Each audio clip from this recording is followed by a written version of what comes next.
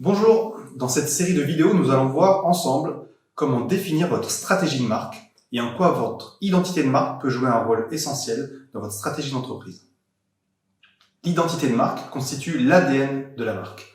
C'est la représentation mentale que l'entreprise souhaite imposer à ses interlocuteurs. Sa vocation est d'être persistante. Elle se différencie de l'image de marque, plus volatile, qui elle correspond à l'image perçue par les interlocuteurs.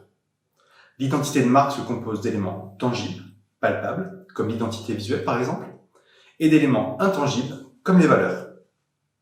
Son rôle principal est de marquer la singularité de votre entreprise. Car il ne suffit pas d'être différent, il faut le dire et l'exprimer clairement. Dans un contexte marché de forte compétition, une marque forte permet de se démarquer et de créer un lien émotionnel avec ses interlocuteurs. Qu'est-ce qui fait que vous allez acheter plutôt un iPhone qu'un smartphone d'une autre marque ? La qualité de son appareil photo? La fréquence de son processeur? Vraiment? Ou bien l'émotion que vous procure l'ouverture du carton d'emballage à la simple idée de voir apparaître le fameux logo de la pomme croquée? Qu'il s'agisse d'une start-up, d'un organisme à but non lucratif ou d'un produit, la perception et le lien que vos clients entretiennent avec votre marque influent sur son succès. Déconnecté de vos produits ou services, votre identité de marque vient en soutien de ceux-ci. Si par exemple vous êtes une start-up qui propose sur le marché un produit innovant, cette innovation n'en sera probablement plus une dans quelques années. Ne misez donc pas tout sur votre bénéfice produit. Voyez plus loin.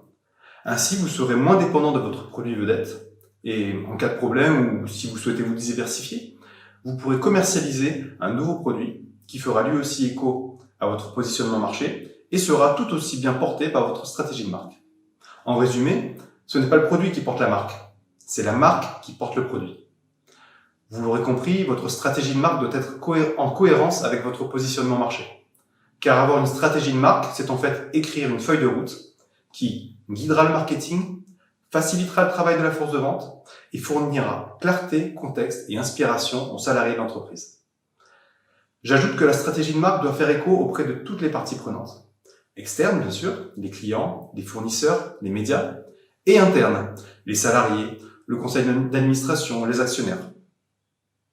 Enfin, soigneusement pensée, votre image de marque doit aussi faire l'objet d'un suivi rigoureux, tant sur son application en interne par les équipes que sur l'évolution de sa perception par le public. On parlera dans ce cas de travail de réputation ou de e-réputation pour ce qui est du suivi en ligne.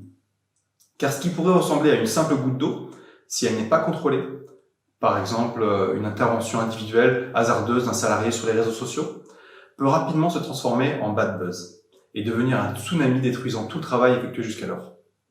Soyez donc aussi vigilant qu'inspirant. Et surtout, soyez patient. La stratégie de marque est un travail de longue haleine, dont les effets sont rarement visibles à court terme, mais deviennent très puissants dans le temps.